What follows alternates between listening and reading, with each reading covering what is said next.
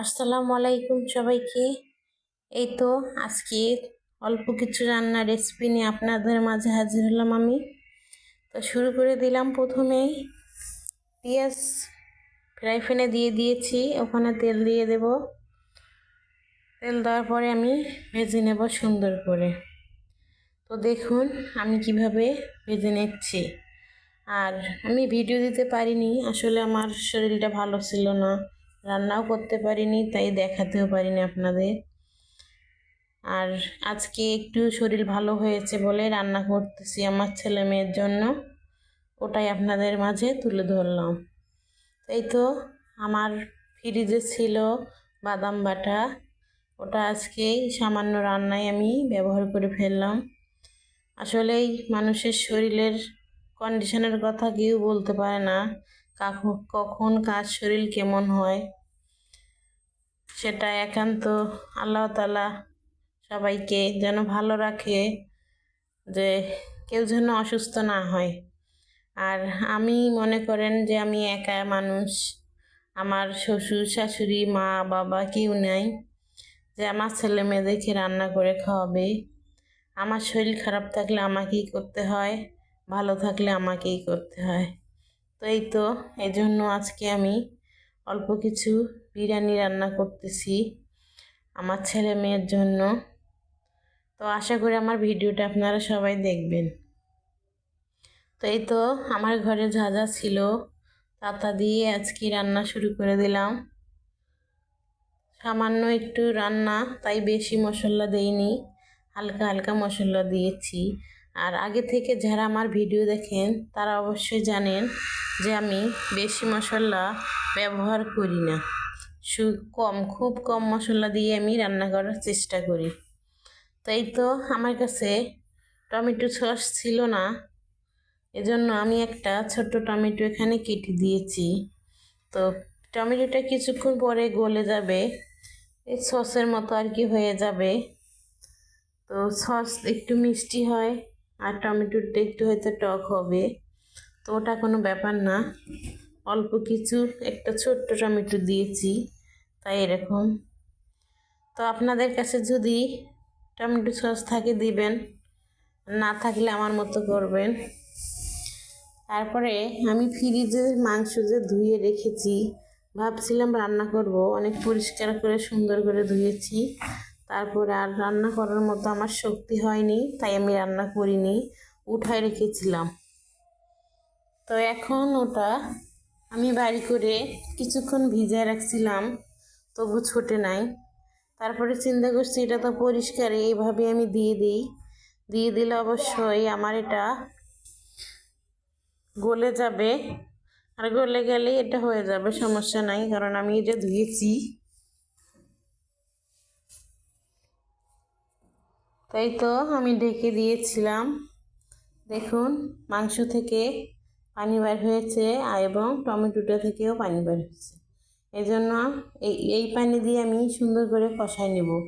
তাই তো আমার সেই ইয়ার পাতাগুলো আমি তুলে ফেললাম, এগুলো আমি রাখলাম না, কেন এগুলো আমি রাখি না কখনো।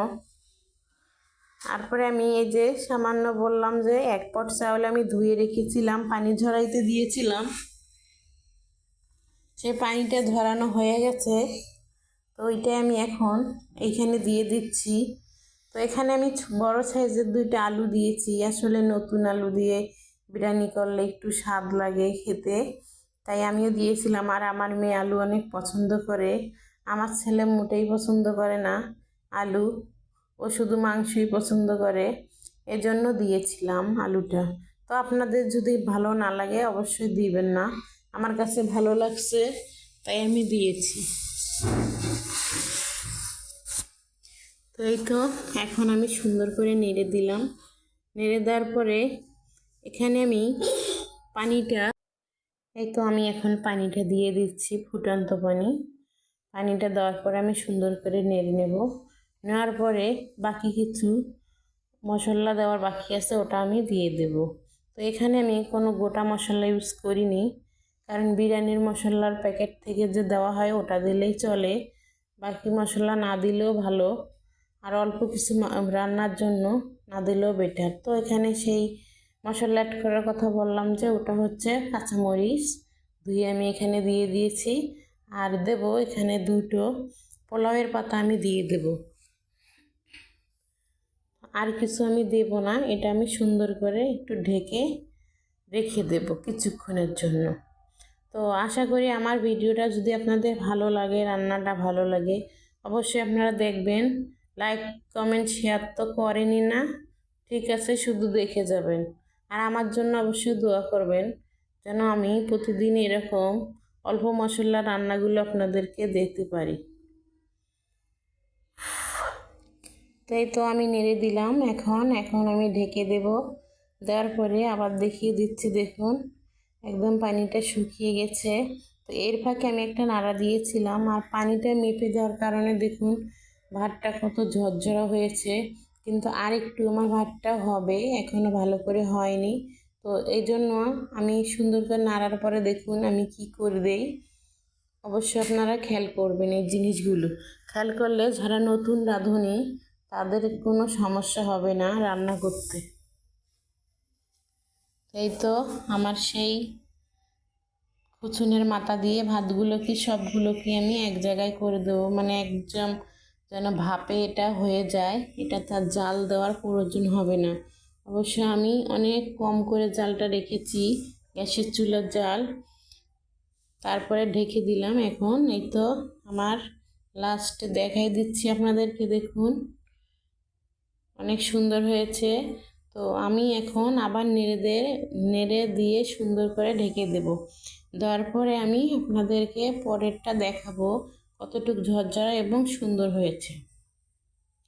তো আশা করি সবাই রান্নাটা খেয়াল করে দেখবেন, দেখলে অবশ্যই ভালো লাগবে। আর কি বলবো আপনাদের, আপনারা তো ভিডিও দেখেন আর চলে যান, জানি না কেন লাইক করেন না, ভালো লাগে না নাকি, ওটাও তো বলতে পারেন অবশ্যই কমেন্টে, ওটাও বলেন না। আপনারা আসলেই মানুষের ভালো মন্দ এগুলো বুঝে বিচার করুন। তো কি আর করবো আপনাদের বিচারে। দেখুন এবার আমি সালাদ তৈরি করতেছি। তো এখানে তো একটা গাজর আমি খুব সুন্দর করে কেটে নিয়েছিলাম। আসলে এগুলো দিয়ে সালাদ তৈরি করলে আর সরিষার তেল দিয়ে মাখিয়ে নিলে এই সালাদটা আসলেই অনেক ভালো হয়। তো এটা আপনারা সব কিছু দিয়ে খেতে পারবেন। যারা আর কি ডায়েট করেন তারা অবশ্যই খেতে পারবেন।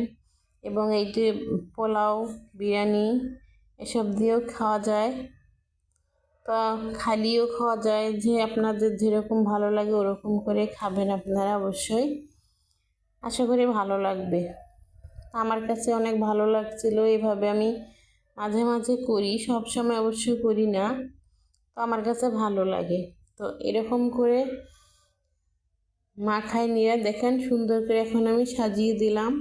সাজিয়ে দেওয়ার পরে দেখুন এখন আমি একটু প্লেটে নিয়ে নিয়েছি, আমার ছেলেকে খাওয়াবো। এই তো রেডি আমার বিরিয়ানি। তো আল্লাহ হাফেজ সবাইকে।